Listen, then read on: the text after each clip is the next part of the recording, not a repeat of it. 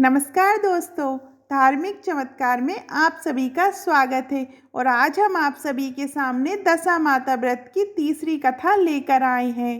कथा इस प्रकार है। एक राजा था, उसकी दो रानियां थीं। बड़ी रानी की कोई संतान नहीं थी, छोटी रानी के पुत्र था। राजा छोटी रानी और राजकुमार को बहुत प्यार करता था। बड़ी रानी छोटी रानी से ईर्ष्या करने लगी। बड़ी रानी राजकुमार के प्राण हर लेना चाहती थी। एक दिन राजकुमार खेलता खेलता बड़ी रानी के चौक में चला गया। बड़ी रानी ने राजकुमार के गले में एक काला सांप डाल दिया। छोटी रानी दशा माता का व्रत करती थी। राजकुमार दशा माता का ही दिया हुआ था। दशा माता की कृपा से राजकुमार के गले में सांप बिना नुकसान पहुंचाए चला गया। दूसरे दिन बड़ी रानी ने लड्डुओं में जहर मिलाकर राजकुमार को खाने के लिए दिए। राजकुमार जैसे ही लड्डू खाने लगा तो दशा माता एक दासी का रूप धारण करके आई और राजकुमार के हाथ से लड्डू छीन लिए। बड़ी रानी का ये बार भी खाली गया। रानी को बड़ी चिंता हुई कि किसी भी तरह से राजकुमार को मारना है। तीसरे दिन जब राजकुमार फिर बड़ी रानी के आंगन में खेलने गया तो रानी ने उसे पकड़कर गहरे कुएं में धकेल दिया।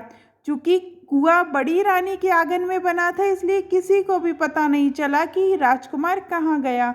लेकिन जैसे ही बड़ी रानी ने राजकुमार को कुएं में धकेला तो दशा माता ने उसे बीच में ही रोक लिया। इधर दोपहर हो जाने पर राजकुमार के ना लौटने पर राजा व छोटी रानी को चिंता सताने लगी। दशा माता को भी इस बात की चिंता हुई। राजकुमार को उसके माता पिता के पास किस प्रकार पहुंचाया जाए। राजकुमार को तलाश करने वाले कर्मचारी निराश होकर बैठ गए। राजा व छोटी रानी पुत्र शोक में रोने लगे। तब दशा माता ने भिखारी का रूप धारण किया और राजकुमार को गले से लगाए राजद्वार पर पहुंची। वह राजकुमार को एक वस्त्र में छिपाए हुए भिक्षा मांगने लगी।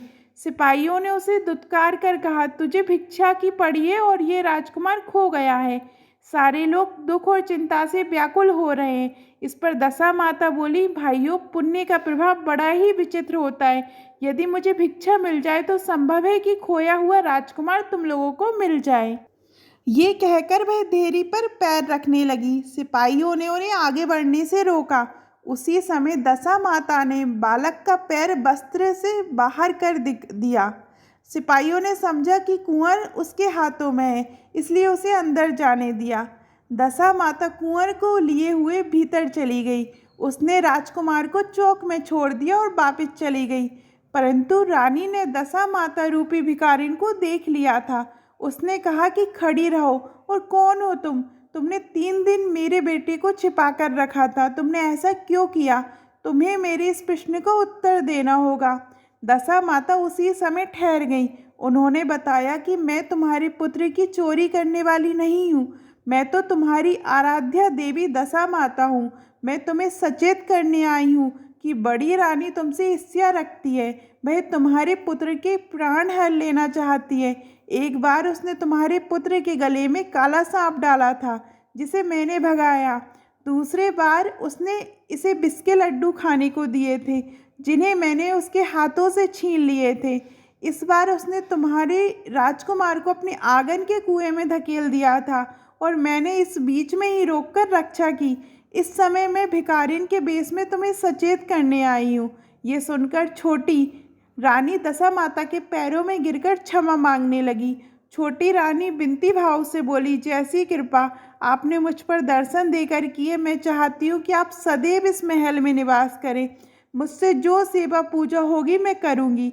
इस पर दशा माता बोली कि मैं किसी घर में नहीं रहती।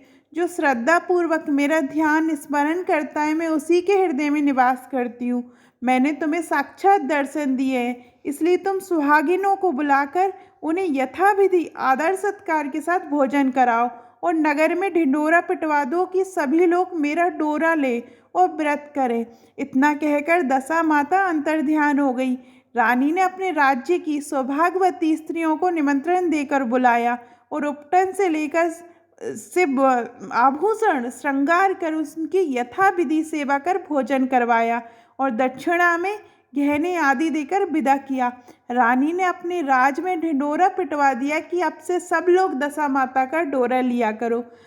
इसी तरीके से दशा माता आप सब पर कृपा करे। आपको ये कथा कैसी लगी कमेंट में ज़रूर बताइएगा, और अभी तक आपने हमारे चैनल को सब्सक्राइब नहीं किया है तो चैनल को सब्सक्राइब कीजिएगा, और जय माता दी लिखना मत भूलिएगा। जय दशा माता की।